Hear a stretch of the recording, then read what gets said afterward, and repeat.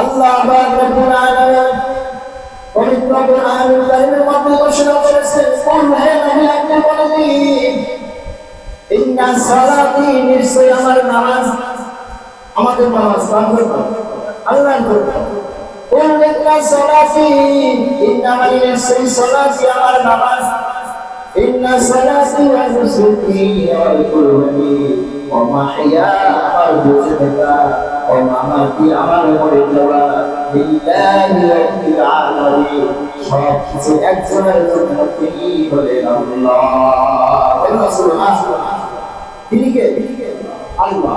এখন আমার প্রশ্ন হলো আমরা তো কুরবানি দেওয়ার নিয়ত করেছি, এই কুরবানির যে আয়াতটা নাযিল হয়েছে এই কুরবানির আয়াতটা নাযিল হওয়ার আগে কিন্তু নামাজ আছে, কি আছে? নামাজ আছে। কুল্লিনা সালাতি ওয়া নুসুকি আল্লাহ রাব্বুল আলামিন বলেছেন হে নবী আপনি বলেন আপনার উম্মতদেরকে বলে দিন নিশ্চয় আমার নামাজ ইন্না সালাতি ওয়া নুসুকি নামাজ তারপর কুরবানি বলুন সুবহানাল্লাহ। নামাজ তারপর কি কুরবানি। এখন আমরা যারা কুরবানি ওইজনে নামাজ পড়ি, ওইজনে নামাজ পড়ি হবে আগে হলো নামাজ পড়া ফরজ, আগে কি 5 ওয়াক্ত নামাজ পড়া ফরজ। এই জন্য বলেছেন যার নামাজ নাই তার কুরবানি নাই, যার নামাজ নাই তার যাকাত নাই, যার নামাজ নাই তার হজ নাই, যার নামাজ নাই তার কিছু নাই, ঠিক কি না বলে? যার নামাজই নাই সে কোনো কিছু ইবাদত করে ইবাদত কাজে লাগবে না। এই জন্য মুসলমান আল্লাহ পাক রব্বুল আলামিনের জন্য বলেছেন ইন্না সালাতি ওয়া নুসুকি ওয়া মাহইয়ায়া ওয়া মামাতি লিল্লাহি রাব্বিল আলামিন। আল্লাহ পাক রব্বুল আলামিনের জন্য বলেছেন ইন্না সালাতি নিশ্চয় আমার নামাজ আমার কুরবানি আমার বেঁচে থাকা আমার মরে যাওয়া সব তিনি বলেন আমাদের আল্লাহ। তিনি কে? না আমাদের আল্লাহর জন্য বেঁচে থাকা মরে যাওয়া সব কিছু একজনের জন্য তিনি হলেন আমাদের আল্লাহ।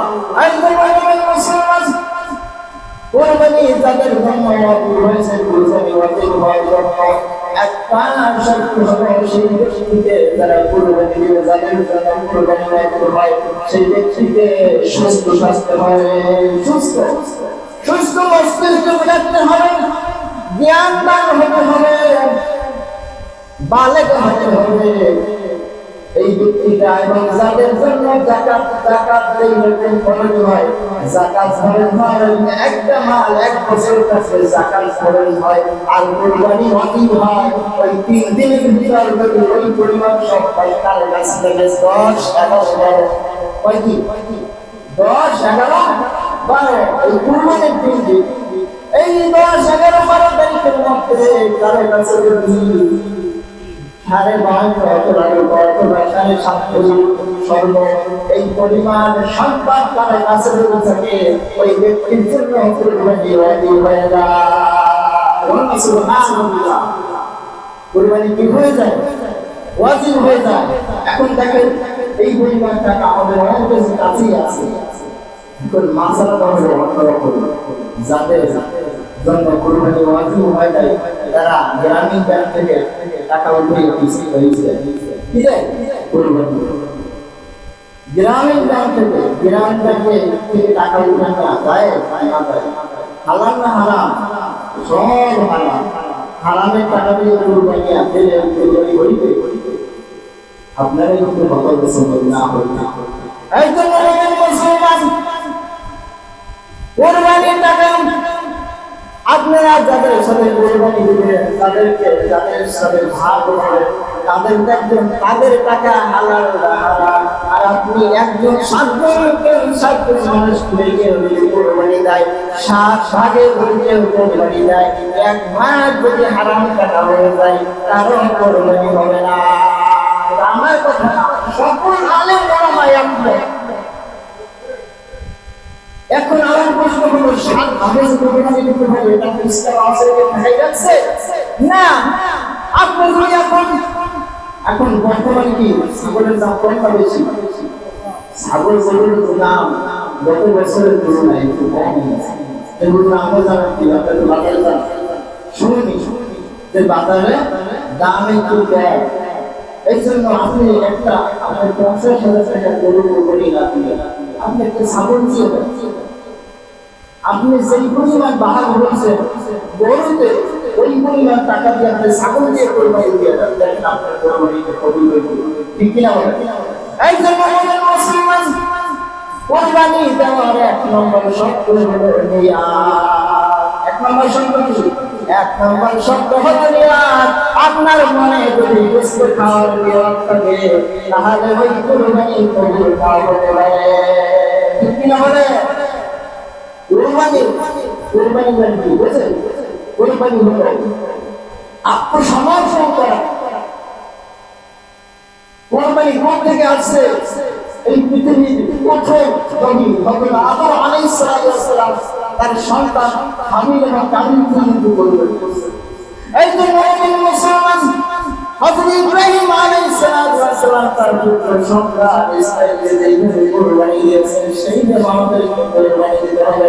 তার মানে বলে আপনার সন্তানকে শরীর নিচে রাখে না, তার মনটা যেই রকম ছিল ওই রকম আমাদের মন করতে হবে। খালি কিন্তু এটা আছে। আইজুল মুমিন মুসলমান আল্লাহ তাআলা বলেছেন, ইন্না সালাতি ওয়া নুসুকি ওয়া মাহইয়ায়া ওয়া মামাতি লিল্লাহি রাব্বিল আলামিন। বলুন সুবহানাল্লাহ। আল্লাহ ওইজন্যই বলেছেন যে নিশ্চয় আমার নামাজ, তারপর নামাজ পড়বো। এখন আমরা তো নামাজের ক্ষেত্রে নামাজ পড়ি, নির্বাচনে নামাজের কাজ করতে হবে, নামাজ ভুল করে করবো। ঠিক কিনা বলেন? নামাজ পড়বো আল্লাহর জন্য, কোরবানি কার জন্য? আল্লাহর জন্য মুসলমান। এখন আমরা নামাজ পড়তে কোরবানি দিই, কোরবানি দিয়ে সব বস্তু ভিজে রেখে দেয়। এখন কি হুজুর বলবেন যে হুজুর কোরবানি দিয়ে ভিজে বস্তু রাখা যায় না? হ্যাঁ, যায়। আমি বলতে চাই যে আমরা যে নামাজ পড়ি, এই নামাজটা কবুল হয় কিনা আমাদের জানা নাই। এই তো মুসলমানরা সবাই নামাজি, আমরা সবাই মুসলিম, নামাজ পড়ি, কিন্তু নামাজ আদায় হয় এক জিনিস আর কবুল হয় এক জিনিস। ঠিক কিনা বলে? আল্লাহ রাব্বুল আলামিন বলেন, ইন্নাস-সালাতা তানহা আনিল ফাহশাই ওয়াল মুনকার। আল্লাহ রাব্বুল আলামিন বলেন, নিশ্চয়ই নামাজ অশ্লীল চরিত্র খারাপ কাজ থেকে বিরত রাখে। আল্লাহ সুবহানাহু নামাজ কিন্তু মানুষকে খারাপ কাজ থেকে বিরত রাখে, দূরে রাখে। এখন আমরা নামাজ পড়ি, খারাপ কাজ করি, তাহলে বুঝতে হবে আমার নামাজ হয়। নামাজ কবুল হয় একটা জিনিস আর আদায় হয় একটা জিনিস। দেখবেন যার নামাজ কবুল হইলে সে কখনো মানুষ না, সে আল্লাহর ওলিতে পরিণত হয়েছে। ঠিক আছে? এই যে মুমিন মুসলমান নবী পাক সাল্লাল্লাহু আলাইহি ওয়াসাল্লাম হাদিসে বলেছেন, আল্লাহ রাব্বুল আলামিন বলেছেন, যে ব্যক্তি কুরবানি ওয়াজিব হয়, কুরবানির সামর্থ্য থাকা সত্ত্বেও যে ব্যক্তি কুরবানি আদায় করে ওই ব্যক্তি আমার ইত্তেহাজায় আসে। বললাম আউযুবিল্লাহ।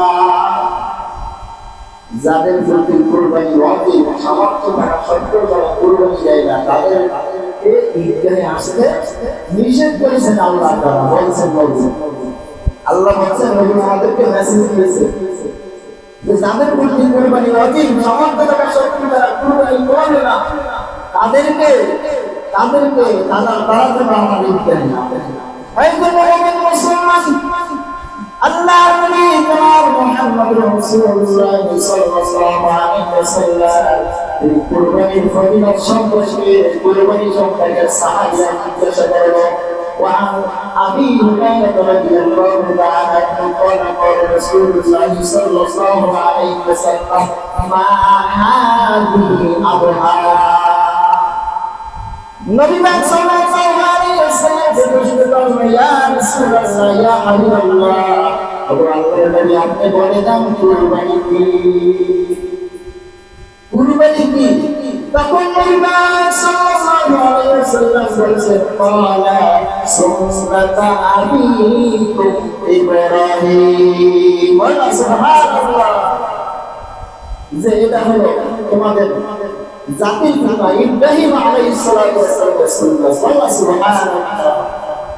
এই যে মুসলমান সাল্লাল্লাহু আলাইহি ওয়াসাল্লাম বলেছেন, যে ব্যক্তি কুরবানি করলো ওই কুরবানির পশুটাই যে পরিমাণ পশম হবে, যে পরিমাণ পশম হবে ওই পশমের সংখ্যার পরিমাণ নেকি আল্লাহ তাআলা মওলানা দিবেন।